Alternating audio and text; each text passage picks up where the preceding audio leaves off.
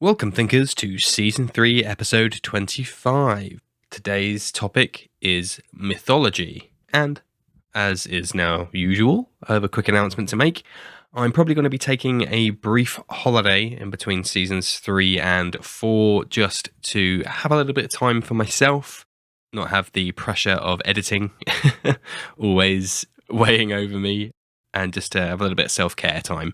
So if you don't have another episode for a couple of weeks, don't fret. We will be back with Season 4. And in fact, I already have about 10 episodes recorded of top quality content. So look forward to that, and I will see you on the other side. Otherwise, enjoy the episode.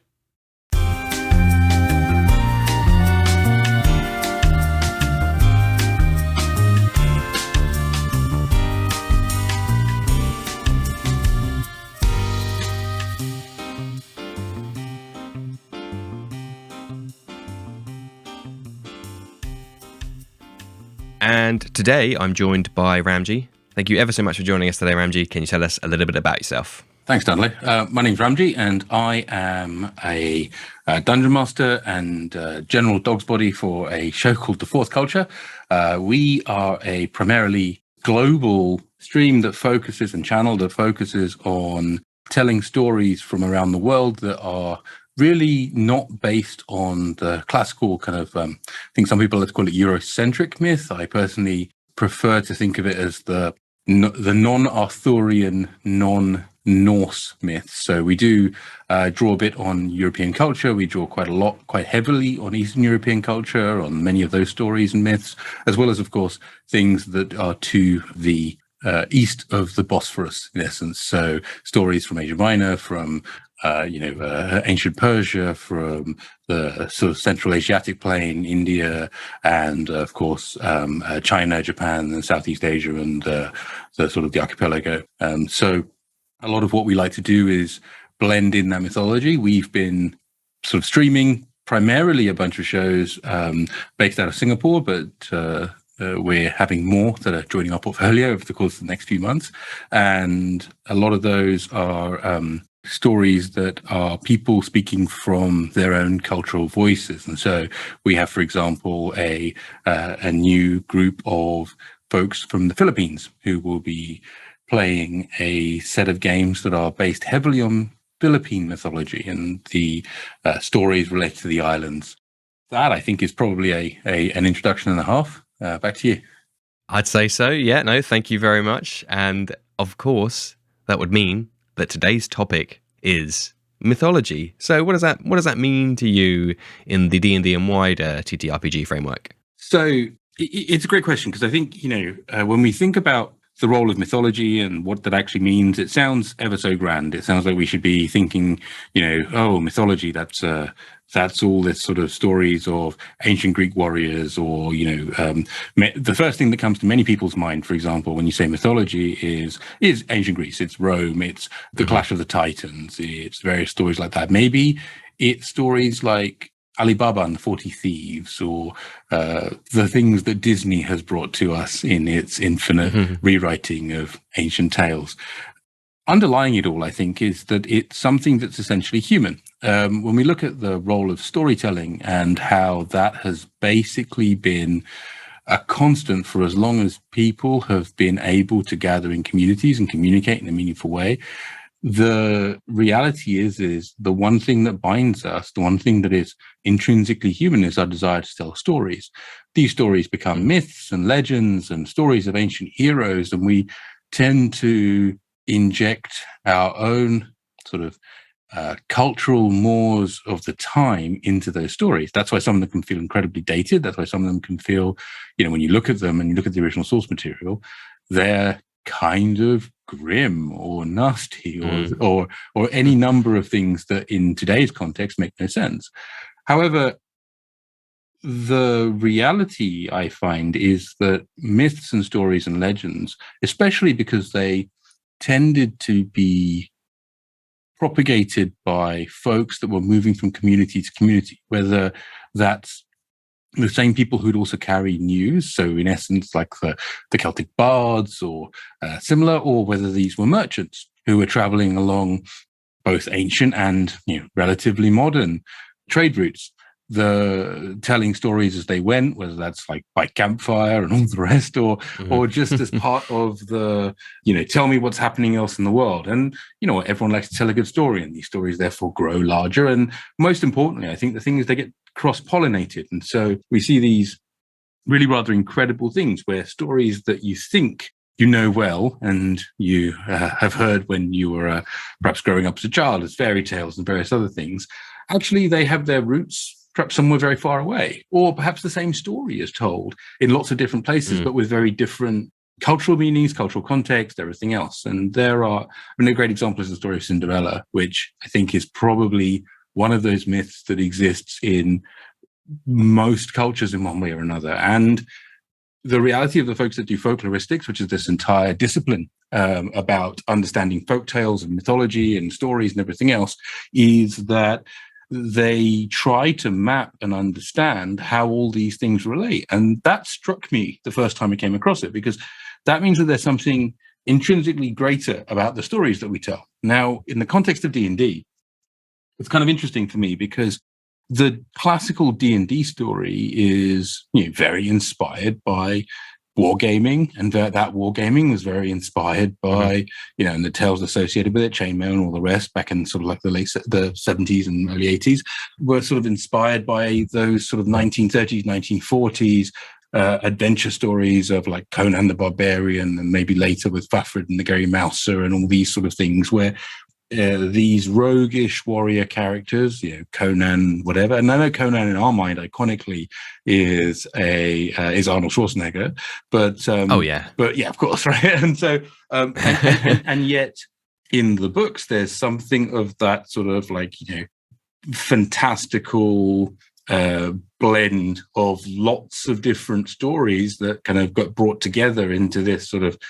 semi-colonialist kind of view of this barbarian. And the interesting thing about those stories and then the way they got brought into D&D is that obviously Lord of the Rings, which you can't really avoid even mentioning.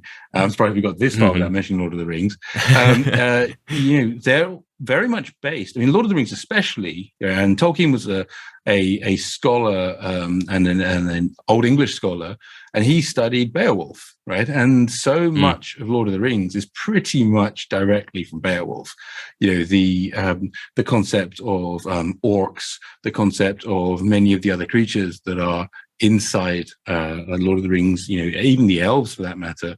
These are creatures that are actually very distinct from the other fairy tales comparatively, right? So however, that group of kind of that combination of that sort of boys' own fantasy Conan type stuff plus Lord of the Rings, then just sort of then stuck in what is the standard fantasy trope, which is this combination of a very late Middle Ages plus bits from the Dark Ages plus a bit from here and a bit from there, set in a kind of fantasy Northern Europe that doesn't really exist. Now, I mean, that is 100% amazing. And I grew up with these stories. I love these stories, right? I mean, it's sort of wonderful. And so when they then turned into the lore, if you will, of D&D, so the Forgotten Realms lore, and we can talk about that if we like, but honestly, it's so jumbled and broken that hot take, the Forgotten Realms is a mess. But then you sort of have a very interesting confluence, I would say. Right? What do I mean by that? Well, let's take some of the amazing fantasy authors that, and fantasy stories and fantasy literature obviously has a huge influence in the beginning of D&D. So let's talk about the artifact Darkrazor. That is a sentient blade that in no way, of course, is just a direct takeout of Elric's weapon from the Michael Moorcock series, right? And, this sort of melange, this sort of like blending together of all of these tropes then gives, I would say, the stereotypical D&D game a problem in an odd way, which is that mythology is already a big blend of a lot of things, but it's very, very Northern European. It's very much then simplified to take away the intrinsic complexity of the underlying work. Right, so there's a great deal of complexity in Lord of the Rings, as we all know, because there's books and books and books and prequels to prequels and sequels to prequels, all the rest, right? And the same is true of Moorcock's work. The same is true of any number of other things. And in order to make it a game, in order to not make it too complex, D&D sort of simplifies it to orcs bad, elves good, and here's the rough lore. And I think that it is one of those things as a DM, and growing up with a lot of these stories and really enjoying them and really playing all these things, and then reading all the fantasy and the science fiction and various other stories in parallel, that as someone of, I guess you say non-European descent, although you can tell by my accent, I grew up in sunny Croydon. So, so someone of non-European descent, I struggled to see myself reflected in that game. And then I spoke with other people who struggle to see themselves reflected in that game, except in pastiche. And I think that is the difficulty of mythology in D&D, because although it's got so much richness in one perspective, and then you have Oriental adventures, or you have Al-Qadim, or you have these other... It's not even that they're terrible, because at the end of the day, it's that they're racist. Right. And it's sort of, it's that like they massively simplify mythology into a set of expectations with a particularly Western, sort of Western European, Northwestern European perspective.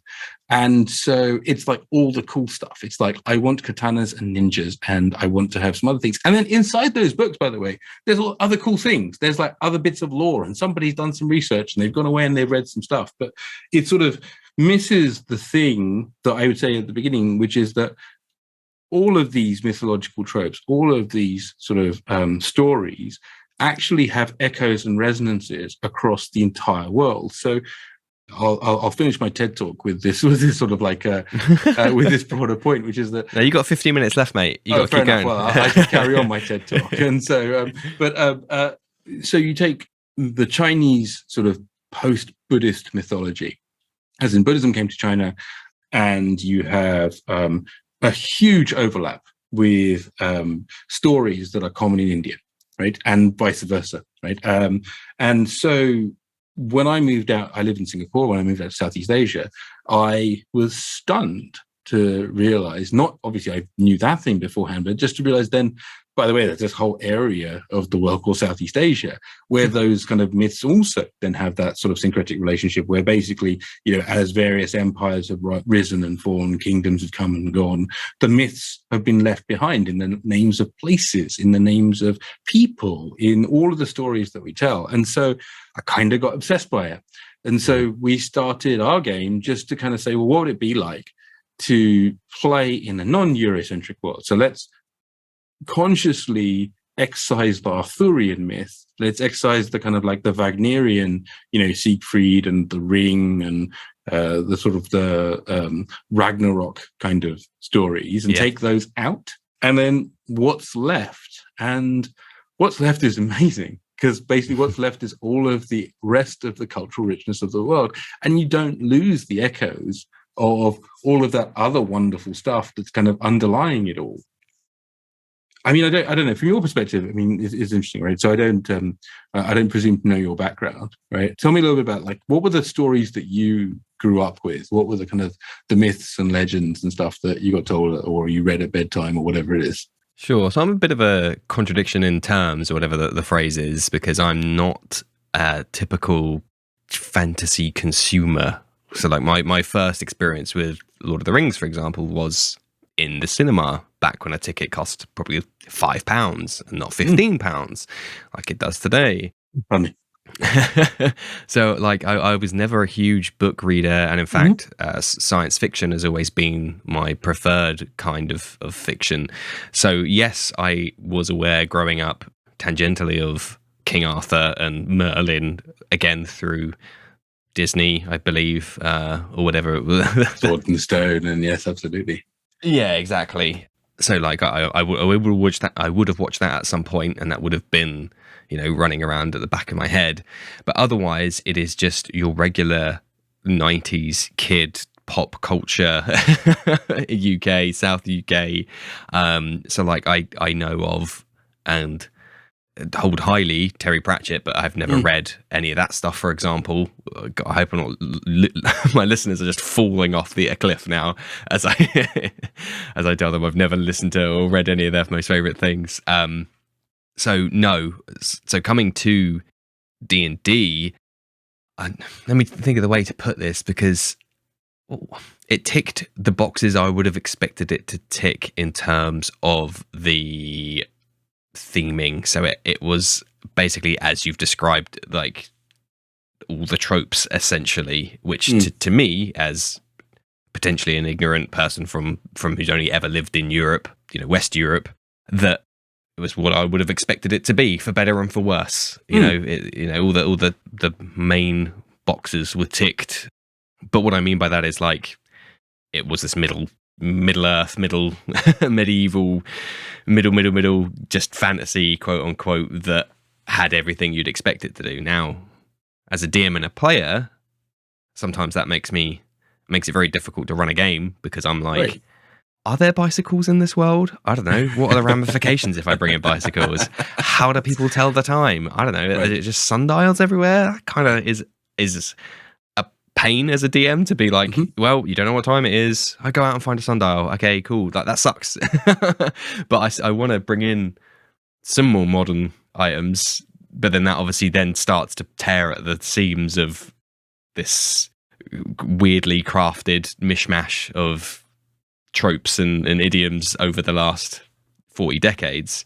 The only thing I wanted to add is, you were saying, like, a lot of them, and in a previous episode, and a previous guest I had on, we talked about monsters, and that the whole shtick of that episode was like a monster that you might find benign, or you might not be familiar with its roots, actually has its roots in pagan mythology from 100 years ago, and you're like, I just brought that in as a goofy NPC, doop, and it's like, no, that, like, you might be being like hella insensitive, and you just don't know, because it's got all this baggage with it. So like something like The Mummy, which is in the Dungeon Master's Guide, is obviously the Brendan Fraser classic film. There's more in popular culture, whereas there's a whole bunch out there that have just been filtered through so many lenses that by the time it gets to this mass-produced, high production piece of £40 book that I buy from my local gaming store, that it is lost all the nuance and now just becomes the goofy NPC or the goofy monster that you bring in to fight. You're absolutely right. I mean, I'll give you a great example, right? So the classical D&D ogre, right? And I did a video about this a while ago, but it's sort of the ogre is really interesting, because if you look at the etymology of it, the word ogre comes from like sort of probably French. There's a sort of French word outre, but it sort of relates then back to the underlying word for devil or demon or something similar related to that, which is really drives you to the sort of Etruscan word, which is orcus, right? And so, orcus is obviously also, the root of the word orc, unsurprisingly. And it's very unsurprising because both words are found very clearly in Beowulf, and therefore Tolkien picks them up, right? And so but the interesting thing is in Beowulf, the ogre Grendel, who's like one of the three. So Beowulf is basically the story about this dude that, he's this sort of warrior king eventually. And in essence, it's a lot of blah, blah, blah, but then he fights three people, right? He fights Grendel, he fights Grendel's mother, and then he fights, I can't remember the name of it, he fights a serpent or a dragon or whatever it is, but, it's been a while. But the reality is that Grendel himself is this creature that lives in the moors, in the bogs. He sort of lives in the light, the sort of like underneath the bogs. He lives in the darkness between that's just beyond the realm of light. And you have to then think to yourself, well, it must have been back in those era. It's not like today where we've got lights everywhere and you can barely see the stars. Back in those days, lights were rare and expensive, and people lit lights because it was a survival mechanism, and it was a way of signaling, and it was a way of having hearth and telling stories and all the rest of it. But ultimately, it's to keep the bad things away, because if you can see it, humans are very sight oriented, and if you can see it, it's all right. If you can't see it, it's behind you, right? It's the plot of every horror movie. And I think, so Grendel just being a step into that darkness and being sort of like this sort of creature of darkness, but it's an incredibly powerful one that would eat other people. And so you're there going, okay, well, here is this ogre that it's complex, that has, Grendel's mother, who's Beowulf's kind of like second big fight, if you will. So there's relationships, there's other complexity there. Grendel speaks. He doesn't do the classical ogre growling and all the rest of it. Yeah. And then I'll give you sort of to take that ogre step a bit further. The ogre the most famous ogre, I would guess, in our folklore is the one in Puss in Boots, right? So in Puss in Boots, the ogre that has the castle is this sort of decadent devil that casts magic and has parties and is just a real rake, and is meant to be a satirical character that represents the aristocracy, right? Like all of the bad things in our society, right? All of the nastiness that comes with the abuse of power by those who aren't responsible. So maybe your ogre's called Boris, I don't know. But the point remains is that you're probably going to cut that, aren't you? But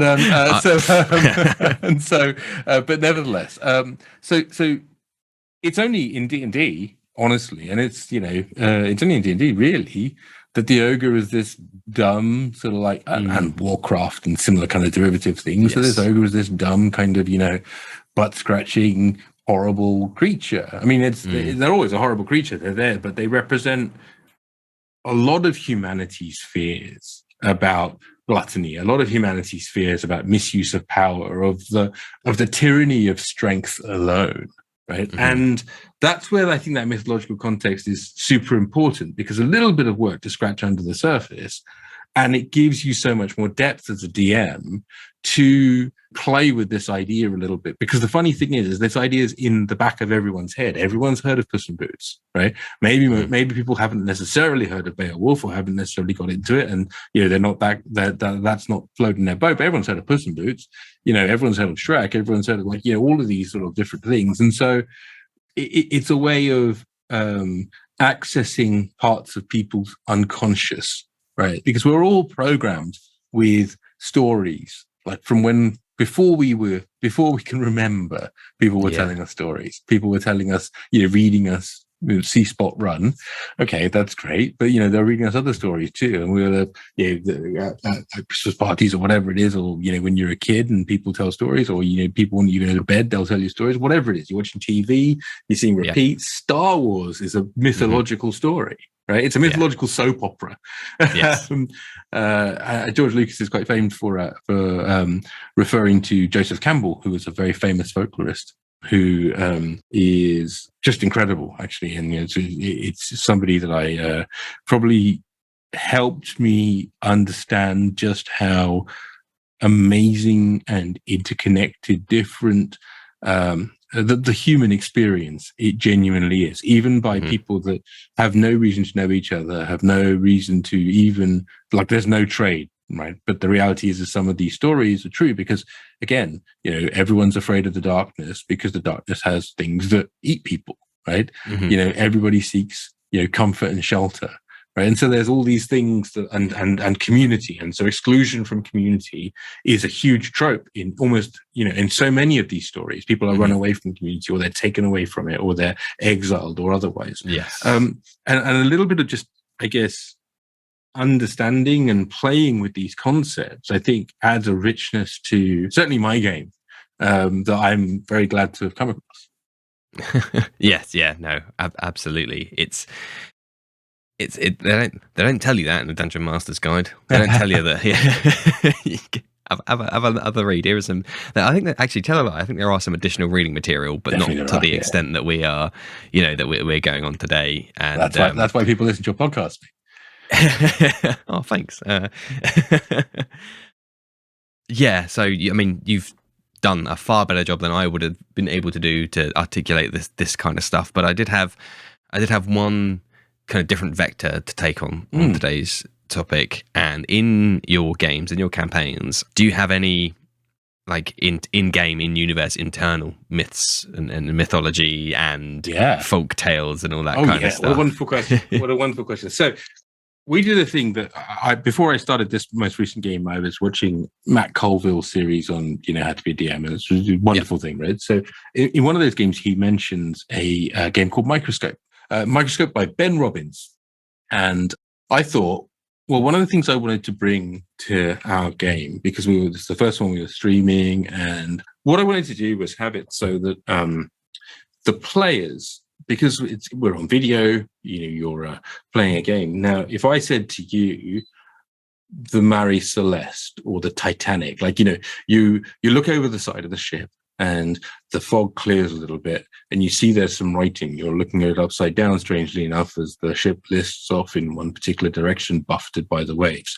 You take a moment and you make your perception check, or you don't, or whatever it is, and you see the words HMS Titanic on the side, right? Like, on screen, in your brain, everything is going, I know about the Titanic. I know lots about the Titanic. My brain has just been primed. Your memory is in loads of stuff in it. And you're just like, you're there, you're in the moment, and you're able to talk about it. And so I wanted that experience because, we'd all got together. We played a few games beforehand and we were like, great, let's do this stream. It'll be fun, right? And then I realized that we're playing in a homebrew world. And playing in a homebrew world, you would lose that. We would end up doing a lot of something I don't really like, which is that sort of explanatory narrative, right? Where you kind of like try and shove loads of lore into a moment where like a random NPC crops up and goes, oh yes, well, you remember Baldar, the Lord of the Sea. Yes. He was betrayed no by one his likes brother. the exposition machine. Yeah, exactly. No one loves exposition, right?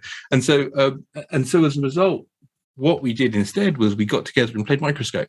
I've got to dig those videos out at some point and actually put them on our stream, because they're terrible quality, because I don't think we'd learned how to edit audio and video back then, but it's a couple of years back. But barring that, it was really interesting because what we did together was collaboratively play a game where we built the mythology of the world. So we started off with, the way that it's been a couple of years, so excuse me, and I'm sorry, Ben, for if I get this wrong, as to Ben Robbins, but the way the game works is that there's no DM, there's no orchestrator. Each person takes a turn, and when everybody's taken a turn, that's the end of the round, and you have 3 or 4 rounds. And when somebody takes a turn, when somebody begins a round, someone gets to define what's happening. They define what the epoch is. They define like, oh, well, and so the game is bookended by, you could start it at the dawn of all time, and you could say the other bookend is the modern era, right? And then somebody basically says something like, okay, cool, well, I'm going to do a scene where we are on top of a general's tent looking in, and you can see that there are 4 people around a map. And then each person that's playing Microscope plays one of those people, and they just make up that person. They make up that entire backstory for that person, and then they play that scene out, right? And as a result, what that did was that populated and created the age of myth, as it were, in my game, right? Not entirely. I didn't include everything. One of the deities was called the bread god, and we were like, no, we're not including the bread god. But but never, someone was very hungry at that moment. But the reality is that like a lot of those characters, right? Sadar, the Blood Queen, Pythia, various other people like that, were made up by the players in the game. And their backstory and their actions, would be played out. And those actions, like in one case, Pythia, who was, sort of an archmage, basically attempted to ascend, and by doing so, she pulled 1,000 souls that she'd sacrificed, right? And so she's all set up this whole thing, right? And so, however, it went wrong, and all of that power kind of like, had nowhere to go. And so instead it blew up her tower, right?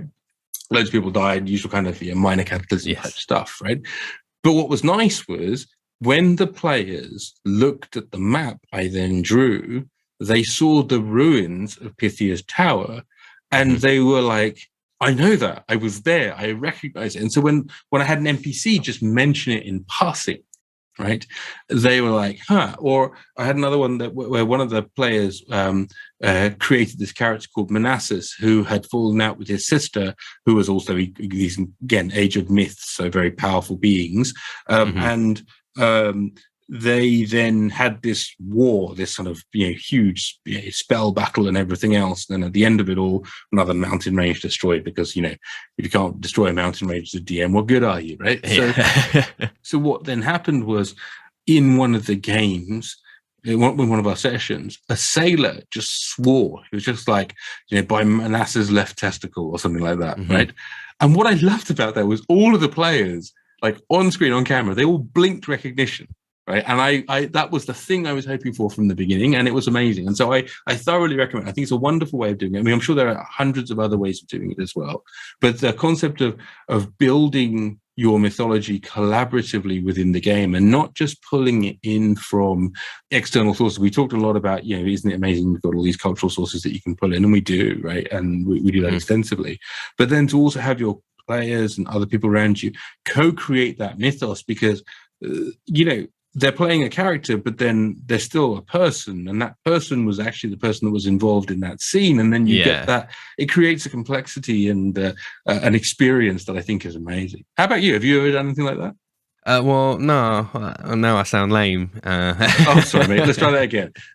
So I'll say that. No, it's too late. The ship sailed. The Titanic's already sunk. That's it. Sunk. Oh, I'm sorry about that. No, not at all. Like, again, this is I was saying on a recent show that I was on, I was like, playing D&D is hard. Or let me say, like, the skill barrier that is like all over the shop, and on the face of it, it is very easy. You pick up some dice, people sit around the table, you play, have fun. It's not very easy at all. It's an incredibly inaccessible game. Anyone tells you otherwise is pulling your leg, mate. It's like I put my wife's a bit like yours, and not a bit like you in some ways, in that she's a bit like your teenage years, and that she'd never really read any fantasy and all the rest of it, and never really any sci-fi either. And so we tried to get her to play D&D, and it just took a lot of effort just to get. And it's not because she's thick. I mean, she's proper smart. It's more a case of like, it's just, if you've not engaged with it and you're presented with a character sheet, let alone D&D Beyond, right? It's a lot of hard work. It is. And it means very little to you as well. Like, maybe somebody doesn't know the difference between a long bow and a short bow, which I would forgive them for not knowing the difference, despite there being a mechanical and B, a huge flavor difference as well.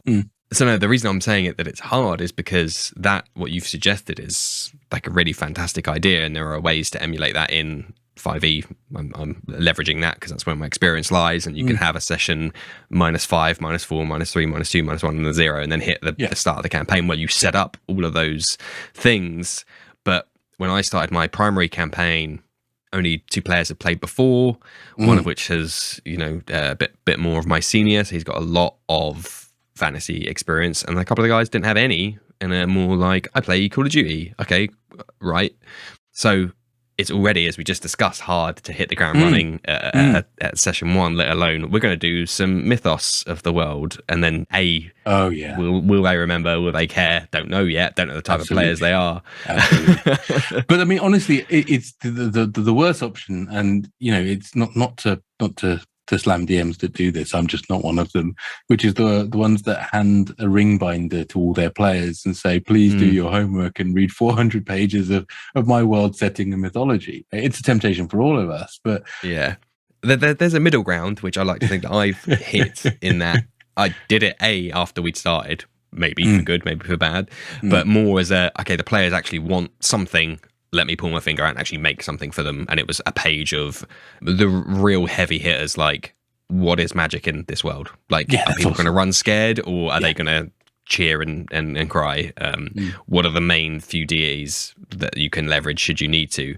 Which reminds me, I wanted to loop back round to that, how Forgotten Realms and D&D, quote unquote D&D, is a bit of a mess. And between the crutch that is Beyond versus having books of earlier editions and published material, combine that with people just Googling things, there being very, very many unofficial fan wikis that have got, again, a whole milieu of homebrew things aside, main things, but that published thing was from 30 years ago.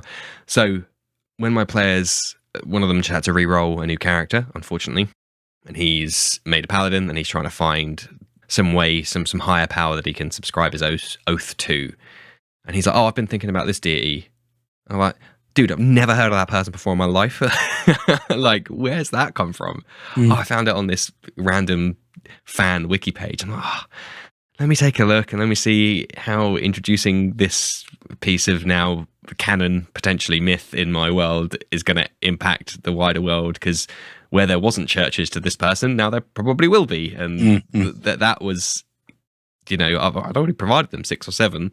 But of course, player creativity is a beast unto itself. And well, this is where, at least in my mind anyway, this is where mythology kind of comes to the rescue again a little bit, right? Because I'll give you an example, right? So the god of the sun, Apollo, the Mithras, various other deities, Surya in Indian mythology, they all are basically the same, deity who spread backwards and forwards and kind of syncretically through the Persian Empire and through Greece and through Rome and everything else. And the cult of Mithras even pushed its way up into, in fact, actually, if you look at it, the Church of Mithras is currently in somewhere in London. It's a ruined building near the back of in the city of London, in the old city, and a part of the Freemasons, all this sort of stuff, right? And so the thing that's nice when people do that kind of stuff in my world, because they do it all the time,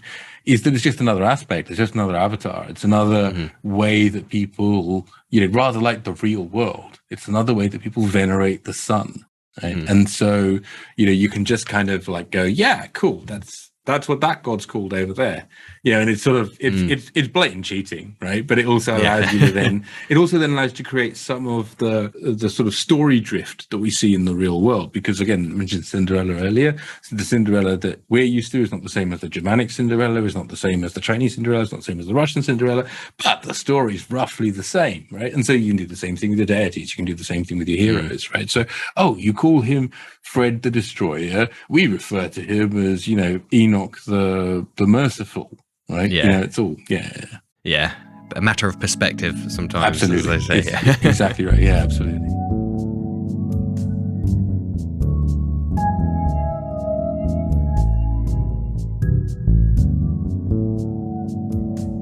Now, if you had a large enough world to support that transmission of ideas that I don't, because I'm an idiot and can't do geography, then that might work. But my islands are well too small and too close together. There's literally like, how has that changed so much? I can literally see, it's like, England to France, which I guess there would be some, but still it's. Yeah, I envy you for having the common sense of having a small place. I decided mine was, I looked up to see, how big could you be if you were in the Goldilocks zone before you fell apart as a planet? And I went, you can be that big. And so it's huge.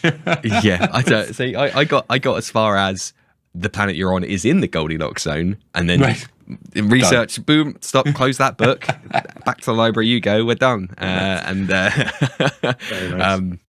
and did not do like baby's first map.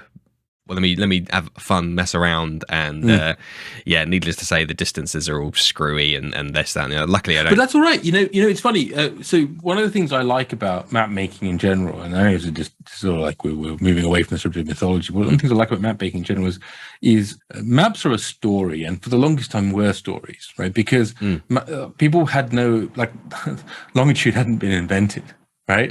And so people had no real way of measuring the Earth and had no real way of doing these things to scale. So maps really were, here there be monsters, right? Yeah, so maps really were dragons, just like, very, very approximate kind of representations of things, unless it was somewhere that was very, very populated and lots of people had spent time doing maps. But even then, the Royal Cartography Society sort of like publishes these maps, and they're artifacts, for want of a better word, right? Especially pre-printing press maps. If you think about it back in those days, right? Somebody has drawn this map and gone to great trouble to do it. Well, the chances of it being accurate, approximately 0.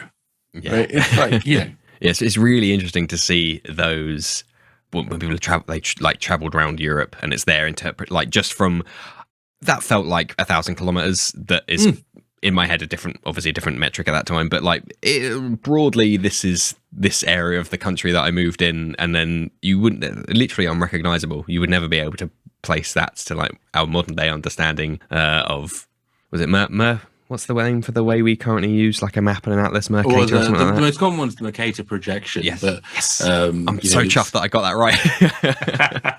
Yes. And it wasn't some other weird way of measuring numbers or something that has got screwed up in my head. But no, yeah, the Mercator projection, like you'd never, unrecognizable if you put the two side by side. It's super interesting to be, and they're trying to, imagine being in that world and trying to plan trade routes or something, and you're like, yeah, it's amazing. Hang on a minute, this says there should be like a mountain range here, and it's the sea here.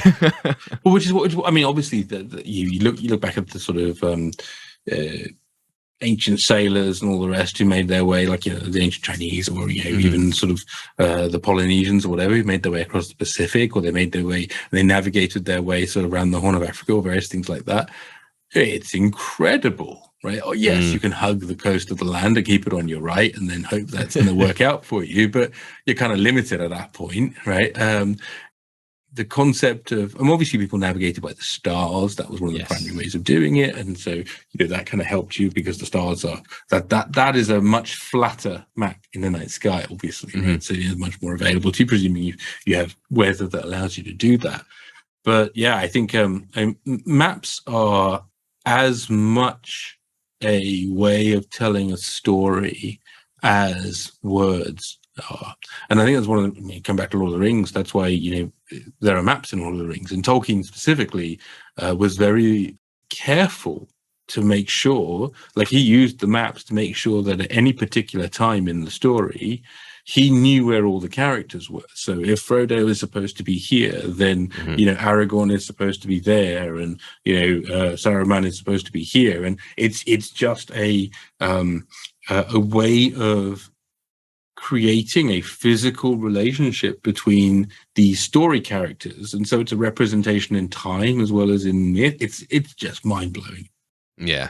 I if I was to go back now, I would much prefer, and I'll tell you why in a second, I'd much prefer to do the map as if it would be one they found in game. So it would be like, sepia filtered, and it would be a bit rough around the edges, and there'd just be more landmarks with no writing on it, maybe because it's just like, there's a big thing that I saw in the distance, didn't go near it. Whereas the weird middle ground that I did now, because it's kind of half bird's eye view, half Atlas style, half what they would find in the game, I realise that's three halves. But if only doing it that style for the reason is because you can just say, well, the person who wrote the map made a mistake. If indeed you need to do some DM fudging at some point, you could be like, well, they just didn't go that way, so they didn't see that thing there. Like, get over it. I mean, it's real for us because we live in an era of Google Maps, right? Yeah. But if you grew up before Google Maps, you had this thing in your car. Well, if you grew up in the UK anyway, called the A to Z. Right? Yep. And the A to Z is basically a map book with an index at the back. And so you had to learn how to read maps. You turn it upside down, you go, which way are we going? And it'd basically be arguments in the car of like, oh, wait, hang on, no, you turn left. Oh, back 3 things ago, and all the rest. And so, even that is inconceivable. The concept of, this is where it becomes interesting. So you think about it, like a medieval city, or if not a medieval city, wherever your D&D setting is, your city, right? How is there a map of your city? How do people know to get around if they're not from the city? Yeah. Like, even today, if you were to travel to somewhere, I remember my first trip, I was very lucky. My first trip to Tokyo was in 2001. I must have been 23, maybe younger than that, maybe it was 99, whatever, right?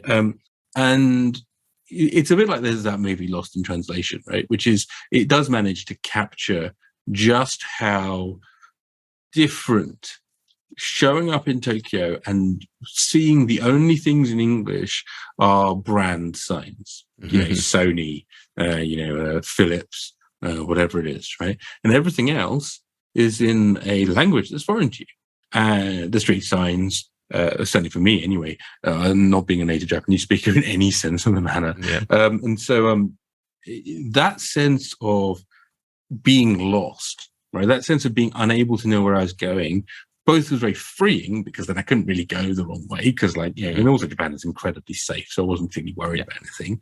But also was fascinating because it got me thinking about, well, if I showed up in some random medieval city and I couldn't read the map, the hell would I do? You just walk around lots. You just walk around, just trying to find somewhere.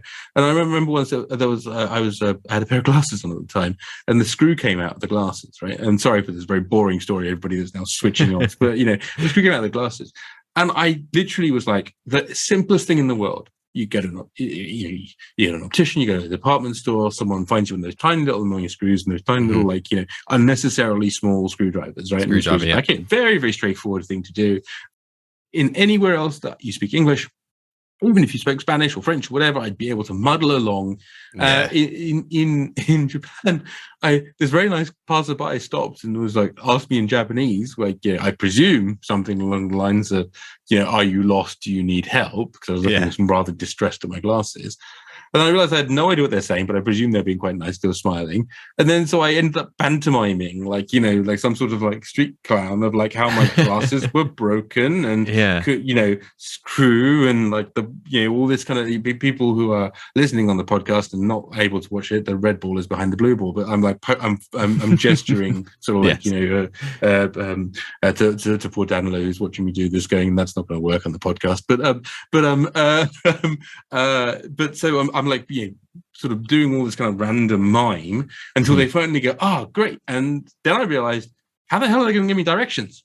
Yes. And so they were very, very lovely. And they actually walked me to a department store where they sorted my problem out, which was really lovely. I mean, everyone in Japan's super nice. But it did get me thinking in the back of my head, like if you showed up in the medieval town of like 50,000 people or 100,000 people and you didn't speak, let's say you showed up in an orcish city, right? And you are, you just speak common. The fuck do you do? Yeah. Right. I mean, like, you can't read the maps. You can't communicate with anybody. And, it's like we all kind of gloss over this stuff as DMs because it's hard. Right. Yes, but exactly. It's also genuine. It's also authentic. Right. And so, I think there's we sort of wandered a merry way on this conversation, but I you've been to Japan. I mean, did you have a similar experience?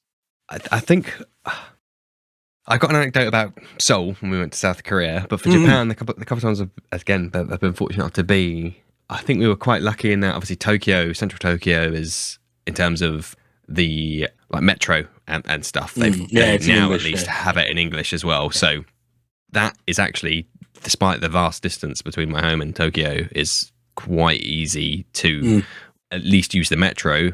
I tend to not use I don't use buses in the UK, to be honest, but because they suck, not because I don't know how to ask for a ticket. But I tend to avoid buses for that reason when out and about. But the one confusing thing when we went to Tokyo was subway, metro, hunky-dory, fine, crystal clear, color-coded, which is beyond language. Yeah, and obviously it's all, the voiceover is in English as well. But we went to get a train up to Nikko, which is like an hour and a bit, 2 hours north of Tokyo. And that was an exercise in risk, essentially, of getting on the right train, because that was like, you need to get this super express limited line. Okay, well, that was 3 descriptors for a train.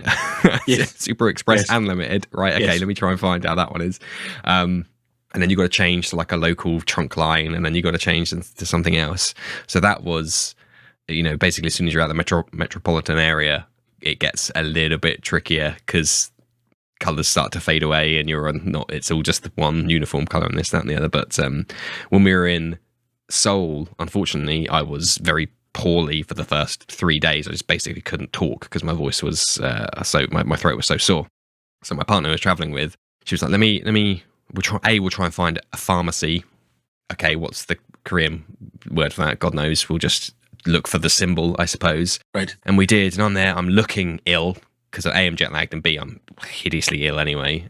We go inside, and she's trying her best to talk to the doctor behind the counter. She's got her phone out. She's trying to, again, translation. We can at least attempt it, not like in the setup you gave. And she's like, my boyfriend's ill, and he took one look at me, and then in insanely good English, just like, how long have you had the symptoms? What are you feeling? This, that, and the other. And he was an older generation dude as well. So, and he was just, I was like, no. And he's like, have you been sick? And I was just like, no. How do you feel about this? Yeah, that's fine. Okay, these 2 times a day for the next 3 days. If you still need them, come back later on. And I was like, Thank you. So we were expecting to go in and have to have this hard fought battle of like trying to comprehend how to take medication in a different language, but in the end he was just like, no, bish bash bosh, get out, you're done. Like, couldn't have asked for more. Hilarious. A buttload of medication and hot honey water for the next 2 days, and I suddenly start to feel myself again. But no, I that is the thing, right? We talk about languages, and again, I'm going to continue this diversion, but hey, it's my prerogative. Because they have, obviously in D&D, they have this language called Common, which is basically a crutch for the world builder to say, do you know what, if you want to get away with everybody talking the same language, you can. It's called this language called Common, because there isn't a more inventive word for it. Feel free to fill in that blank if you want to, Mr. World Builder. But it does, I've never thought of it until just now as a crutch, because it does take away so much of that world building opportunity for you. You just go, oh, okay, one can speak Common. I guess that's how this world works. Whereas in reality, you've lost that, stranger in a strange land. You've lost that, how do I communicate or talk to these people? Because there's mainly 99 times out of 100, someone can talk Common, and in that last one edge case, one of the party members can talk the native tongue. And I do think that'd be a very, very, very interesting roleplay experience for all the players at the table to be like, this city you found yourself in, it's, if you have to, a completely homebrew, like an extreme homebrew language that isn't in, just to make sure none of the players have it. Just to be like, you tell me, what do you do? How do you prestidigitate? Do you minor illusion the sign for bread? Like maybe they don't eat bread here. What is, maybe bread is something else, doesn't mean anything to them. Like that would be hugely interesting as a player. To be, how do I get over this hurdle? Maybe bread has got this weird spiritual meaning to that symbolism is means something else because of their folklore, their stories. So you go there and you're just immediately insulting these people because you don't know what to do. Would be an interesting conceit. No, I fully agree. I mean, we've played around with it, and on Survey Team 3, which is one of our main shows, we play around with language a lot. Because Singapore is a very multilingual place, right? So many of our players speak many languages. I speak a couple, right? So the Goblin player at our table uses Hokkien, which is a sort of Chinese language that is from. Similar to Taiwanese in many ways, and sort of is a large sort of proportion of folks that are of Chinese origin in Singapore, and it is one of those languages that is beautiful to swear in. It's just got a certain visceral filthiness to it, right? That like the swear words are just horrible. I'm not even going to repeat any of them, right? And they are duly noted. I'll take that some homework for me now. Oh yeah, but it's good. It's like like I like languages you can curse in well, and like Hokkien is definitely one of them. It's and it has some just amazing idioms as well. So we often do things where and it is part of the show, and I know that sort of can be difficult at times, right? But where one of the players speaks and swears in Hokkien to represent them speaking Goblin. Yeah. And sometimes, some of the other players who also speak Hokkien or whatever kind of like speak it very badly, as it were, to represent the fact their characters have learned a little bit of it, but it's not their primary language. And so they're like, and then they do it the way that you can, sort of a young schoolboy might go, oh, bonjour, je voudrais un verre d'eau, s'il vous plaît, right? And sort of like, kind of that awful sort of stilting French that sort of, people feel that they can patronize you about. In the same way, sort of like, flashing that you are a foreigner, like you are not a native speaker. I think it's wonderful. And so and another thing we do is that so Common is not the same from everywhere in my world. And what I mean by that is if the players move from, and primarily they've mostly hung around in one region in this game. There's another game they're sort of in another area, right? A different set of players from another area. And so Common is sort of a trade language of convenience. So the common language between these kind of regions is the kind of equivalent of maybe Chinese would have been, right? For certain areas around here, and the common language over here is the equivalent of what maybe Malay would have been, right? And the common language over there is the equivalent of what maybe English or German or French or Italian would have been, or Latin would have been, or Greek especially, right? Phoenician. And actually, if you look at going back to like the sort of history and mythology and stuff, everything else, if you look at the evolution of languages and, especially the languages from, the Levant and sort of areas where it's ancient Phoenicia is and everything else, right? It's the fact that they were traders, that they carried all these words and concepts around, right? It's the fact that the Greeks were traders and would travel a lot. It's the fact that, that the empires of these people also expanded, right? And those languages got brought with them and were considered, this is the high language, right? And so you end up with some quite interesting things, right? So to give you an example, right? For a long time, speaking English at home or speaking English in society was a sign of education in the sort of in India, right? And so people would speak English because it was a sign of social status. Right. So having people use common as a sign of social status is quite interesting, right? You can play with ideas by saying, oh yeah, no, so they sort of speak a little bit to you in broken common, then turn away and talk to their colleague, in language you don't understand, right? And they turn back to you and say, I'm very happy with this, I'm very happy. And you have the players make a perception check or an insight check or whatever, and then it kind of creates these additional dynamics, right? Of how deception might work, or how someone may play into that and pretend that they don't speak good common. You know what I mean? And exactly. Yeah, the classic, like when some people are talking in their native language and they think you don't understand and they're like insulting you and you just have to absolutely. I mean, there's all kinds of fun things to be done there. And look at this idiot, he doesn't know I'm taking him for a ride, ha ha ha. Anyway, is that a good deal for you, sir? Like exactly. It's like, look, it's see that building? I'm sure I've seen that building before. This is I know we could talk about this forever because it is such an interesting dynamic and deep topic. But is there anything that you wanted to talk about that we might have not somehow reached yet? Yeah, I want to. The subject of this is mythology, and it's a strange subject in some ways because it's not directly, a D&D subject, right? But it's I think part of the sort of the bigger point I want to make is that it's so much the underlying fabric of all of our backgrounds. Right. And I'll give you a good example, right? So Greek myth and legend, right? So Odysseus and the Odyssey, or the Trojan War, right? Yeah. The founding of Rome was another myth, right? The fall of Troy, and then Aeneas kind of goes to Rome, and then you have Rome, you have Romulus and Remus, and you have all this kind of stuff. And you have the Roman legions, you have all of this cool stuff that's out there.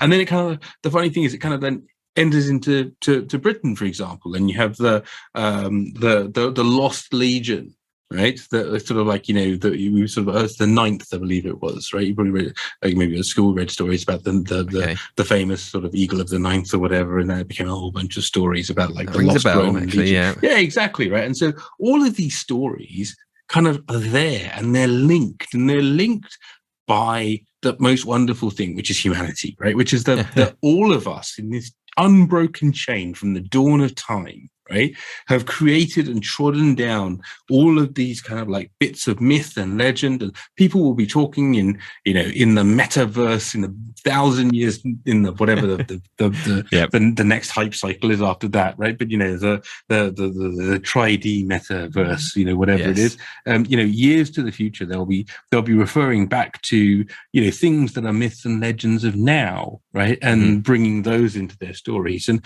I think it's just one, if you're running short on inspiration, Wikipedia, and just go and look at some ancient myths and legends. Go look at the Epic of Gilgamesh. Go and actually, you know what? And I'm a long way from being from pushing this on anybody, right? But go look at the Bible, right? I mean, if you want to go and grab some some stories of the near Middle East, right, that have got resonance, that you know these stories because you slept through RE, or you kind of like slept through Sunday school, or maybe you're observant and you know these stories inside and out. And so if I talk to you the Legend of Solomon, you know what I'm talking about, right? Like, these things have got resonance and they're deeply embedded in all of us. And don't just sort of step away from that and go, I must create an entirely new world and take that burden upon yourself, when you have the whole rich tapestry of human history and culture to kind of dig into. Yeah, absolutely. And the one final thing that hopefully will be as good as that I wanted to mention, and we alluded to it earlier on, around how there's, all around the world we're all playing D&D or TTRPGs, and how you mentioned that these myths and legends are also known all the way around the world, just perhaps by a different name. And I love the parallel there between TTRPGs and these myths and legends from centuries ago, where every table somewhere will have a myth, a legend from their game that is just as, providing there's a language to facilitate it, is passable by another game on the other side of the table. Absolutely. To be like, our fighter charged up to the dragon and he rolled a natural 20 and he chopped the dragon's head off, and we were all cheering. Like, that is instantly a legend from your game that is now could become a myth in somebody else's game on the other side of the pond. And I just love that transmission of stories and ideas, and one of the reasons why we find ourselves talking today on the basis of the show. So I mean, in its own way, I mean, you hit the nail on the head, because the Greyhawk Sourcebook is exactly that. Right, it's sort of Gygax Anson's game, right? And the Tal'Dorei book that's on my shelf over here. I mean, not to mention Critical Role just for shits and giggles, but that's part of the myth and legend that people will be playing in that world and using sort of Mercer's world. Well, okay, that's great. I mean, that's amazing, right? So. Tell those stories to other people. It's wonderful, and then let that sort of legend live on. Absolutely. Well, thank you ever so much for that. Is there anything you would like to promote? So, very kind of you to offer. I think there's a couple of things I would like to mention. The first is the Fourth Culture, which is you can find us at t4c.online. We do all kinds of nonsense. We're currently in the process of actually incorporating T4C Studios, which is a much bigger thing, where we're pulling together a bunch of streams, and we're all going to again focus on D&D and D&D adjacent kind of content, TTRPG adjacent content. So there's random nonsense that will be ensuing there, but with the idea of also allowing people to tell stories from their own cultures and include them in games. So it's sort of a very much work in progress, but you can find it at t4c.online. And I think the second thing I would like to mention, if at all possible, is that it's very interesting, the world we live in right now, because everybody is finding reasons to separate and discriminate and say that for good or for bad reasons, that they are different and unique and special, or that they are different and therefore bad and not worthy. And D&D is an opportunity for people to get together and fight monsters and bring some light back into the world, or whatever it is that you're doing, but do it in a way that is that most ancient of things. It sort of harkens back to sitting around the fire and telling tales together. It's the most uniting of things, sitting together and telling stories. It's the thing that builds bridges and friendships. And this is a wonderful hobby that we have, and a wonderful opportunity that we have to tell each other stories and share them and seek those moments of creating unity, I would say. And so I don't know if I'm plugging anything other than being a nice person. Maybe. I can't think of a better thing to plug. So no, that's that's fine. Well, all that's left to say then is thank you ever so much, Ramji. That was a fantastic discussion, a very insightful discussion. So thank you very much for joining us today. Thank you very much for having me. It's been incredible. It's been a lot of fun to talk. Awesome. Thank you to everybody for listening at home. As usual, all the pertinent links are in the episode description. I would encourage you to check them all out. And while you're there, you can find links to my things that you might want to like or subscribe to. And, what's the cost of another click? Nothing. So unite with smash me. That like button or whatever it is. whatever they say. The kids say nowadays. Yes. Otherwise, thank you everybody for listening, and good night. And now it's time for the Patreon shout-outs. Thank you to Robert Hartley, DM for Viva la Dirt League and writer on the D&D Logic web series. I would encourage everybody to check him out at Robert Hartley GM on Twitter and Twitch. Thank you to Optional Rule, a two-time guest of the show and a very insightful and knowledgeable source of information. Please check them out at www.optionalrule.com. Huge thank you to a great friend of the show, Matthew Perkins, who's out there making hilarious and educational Dungeons & Dragons content. Please go and check out his stuff at matthewperkins.net, where you can find links to all of his socials and all of his content, including his own Patreon, which I would very much encourage you to check out. Thank you to Matt Street at mpstreet88 on Twitter for supporting the show. If you need support running your personal or business schedule, head to virtualtimehustle.com or on Instagram to make that difference between should do and done. Boss it better with support from Kat, who will help you get back that essential time you've been searching for. If you would like to support what we do and get 4 shout-outs a month, head over to patreon.com/thinkingcritically, or you can just buy me a coffee at ko-fi.com/thinkingcritically